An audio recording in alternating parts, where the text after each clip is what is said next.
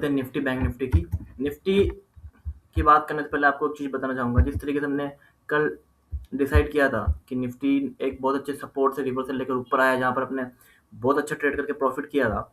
इस ट्रेड पर हम देखेंगे कि यहाँ पर एक रेजिस्टेंस था निफ्टी का, जो कि ये उससे पहले इसने कंसोलिडेट करना शुरू किया अब बिगर टाइम फ्रेम पे। ठीक है, मैंने यहाँ पर एक जोन बनाया, तो हमने डिस्कस किया था कि अगर निफ्टी इस सपोर्ट के पास, ये जो रेजिस्टेंस है इसके पास अगर कंसोलिडेट करेगा और हमें ब्रेकआउट मिलता है तो हम अच्छे से एक ट्रेड ले सकते हैं। लेकिन अभी क्या हुआ कि निफ्टी उस सपोर्ट, उस रेजिस्टेंस के आने से पहले ही कंसोलिडेट करने लग गया 1 आवर के टाइम फ्रेम पे। आप जो ये कैंडल देख रहे हैं, सब 1 आवर टाइम फ्रेम की कैंडल है। इसने इतना बड़ा कंसोलिडेशन दिया है 1 आवर के अंदर। ठीक है, तो अब समस्या ये है कि अगर ये कंसोलिडेशन यहाँ पर देके अगर कहीं पर भी ब्रेकआउट था, अगर ऊपर की तरफ देता तो हम ऊपर की तरफ चले जाते, नीचे की तरफ देता तो नीचे की तरफ चले जाते। आजकल ऐसा हमें कई बार देखने को मिल रहा है मार्केट के अंदर, निफ्टी के अंदर, कि कंसोलिडेशन या रेजिस्टेंस है उससे पहले कंसोलिडेट करना शुरू कर देता है, ताकि एक कंफ्यूजन क्रिएट हो जाए। अगर ये कंसोलिडेशन हमें ऊपर मिलता डेफिनेटली उसका ब्रेकआउट की तरफ ट्रेड लेते हैं। लेकिन अब फिलहाल क्या बात कर सकते हैं हम कि जब तक ये लेवल देखो, जब तक इस रेंज या इस रेंज में से कोई भी लेवल ब्रेक नहीं होता हम ट्रेड नहीं लेंगे। ये या तो ये रेंज या तो फिर या देखिए, आप कंसोलिडेशन में क्या होता है, दो चीजें होती है। पहली चीज तो ये कि अगर कंसोलिडेशन सिंपल है, जैसे कि एक सेकेंड, जिस तरीके से हमने ये मूव देगा, ओके, ये वाला मूव, ये पहला टच, ये दूसरा टच, अरे एक सेकेंड, देखिए ये इसने यहाँ पे अप ट्रेंड बनाया, ये पहला टच, ये दूसरा, ये तीसरा, ये फोर्थ वाला टच, ये फिफ्थ, ये सिक्स्थ, और ये 7 और ये 8। अब इसने 8 टच बना दिए लगभग। अब हम सबसे पहले देखेंगे सबसे ज्यादा टच किस तरफ है। देखने में आ रहा है 1 2 3 4, नीचे की तरफ 4 टच है, ऊपर की तरफ 3 टच है। ओके, अगर ये अपना फोर्थ नंबर का जो टच है ऊपर की तरफ बनाता है तो ये बराबर हो जाएगा, बिल्कुल कंसोलिडेशन में हो जाएगा। लेकिन अगर यहीं पर ब्रेकडाउन देता है इजीली तो हम कुछ सोचेंगे। लेकिन जहां तक जो व्यू समझ में आ रहा है, अगर यहाँ पर ऊपर की तरफ ब्रेकआउट देकर यहाँ से रजिस्टेंस लेकर फिर अंदर घुसता है तो हम यहाँ पर एक सेल करते हैं। लेकिन फिलहाल जैसे कि हमने देखा, अगर ये यहाँ पर ब्रेकआउट करके, क्योंकि ऊपर देखो एक हाई रेजिस्टेंस है, मैंने आपको बताया था ऑल टाइम हाई है, यहाँ पर ऑलरेडी सेल ऑर्डर्स लगे हुए हैं। जो लोग ऑप्शन सेलिंग करते हैं वो ऑलरेडी 26,200 पर सेल ऑर्डर लगाकर बैठे हैं। तो एक बार जब यहाँ पर टच होगा, हो सकता है रिवर्सल जरूर आए ऊपर से और हम वहां पर एक स्कैल्प ट्रेड कर सकते हैं। ठीक है, तो इसलिए मैं आपको चीज बताना चाह रहा था कि हम अभी कुछ नहीं करेंगे, हम वेट करेंगे, देखेंगे मार्केट के अंदर निफ्टी कहाँ पर ब्रेकआउट देता है। अगर ऊपर की तरफ ब्रेकआउट देके नीचे आता है हम डेफिनेटली सेल ट्रेड लेंगे। नीचे की तरफ ब्रेकआउट देता है तो हम डेफिनेटली सेल ट्रेड के लिए और कंफर्म हो जाएंगे कि हाँ, सेल ट्रेड का जो बायस है वो क्लियर हो चुका है। ठीक है, फिलहाल के लिए तो निफ्टी के लिए यही व्यू है। और अगर मैं आपको बताऊं बैंक निफ्टी की, तो बैंक निफ्टी में देखिए बैंक निफ्टी का हमने चार्ट बनाया था जो कि बहुत अच्छा अपने सपोर्ट से रेजिस्टेंस सपोर्ट लेकर ऊपर जा रहा है। ठीक है, इसने 2 ग्रीन कैंडल बनाई है लगातार। अब मैं 1 आवर टाइम फ्रेम पे आ आता हूँ तो हमें क्या देखने को मिलता है कि देखिए, सपोज करो अगर ये कंसोलिडेशन यहाँ पर कहीं हो रहा होता, ठीक है, इसमें भी सेम वही चीज हो रही है। अगर ये कंसोलिडेशन इस रेजिस्टेंस के आसपास हो रहा होता तो हमें एक बैंक निफ्टी में नया ब्रेकआउट दिख जाता, क्योंकि जिस तरह का फॉर्मेशन इसने किया है। अब हम बात करें टचेस की, जिस तरफ ज्यादा टच होते हैं उस तरफ ज्यादा ब्रेकआउट होने के चांसेस होते हैं।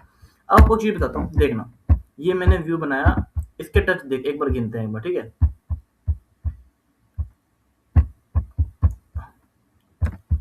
इसको देखिए,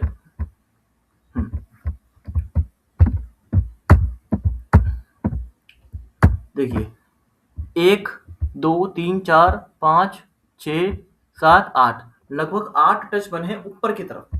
और नीचे की तरफ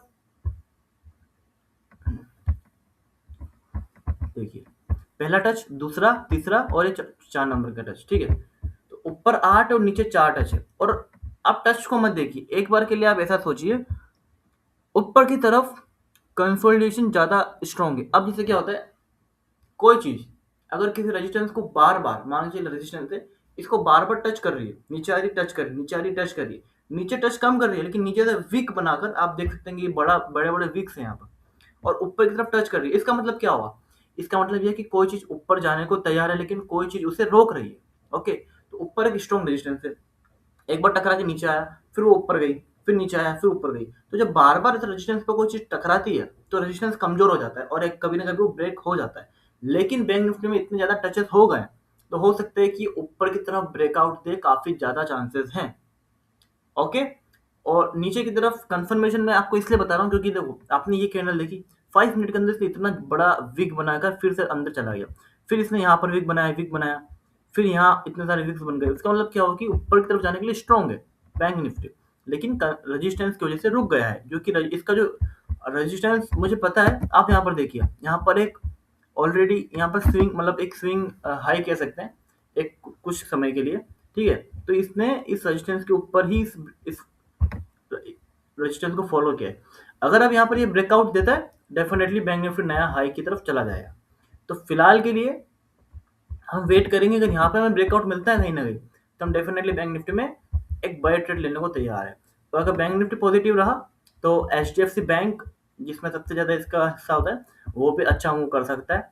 या फिर अगर आपको HDFC बैंक का मूव समझ नहीं आ रहा है, तो आप एक काम करिए, बैंक निफ्टी जब ब्रेकआउट दे, आप HDFC बैंक को स्विंग के लिए खरीद सकते हो, क्योंकि HDFC बैंक भी अपना इस रेंज का ब्रेकआउट दे देगा। यहाँ पर भी आप देखो, तो यहाँ पर एक ये रेंज बन गई है, लगभग कह सकते हैं एक तरीके से रेजिस्टेंस रेंज है ये, तो इसको ब्रेकआउट ऊपर की तरफ दे सकता है, ठीक है।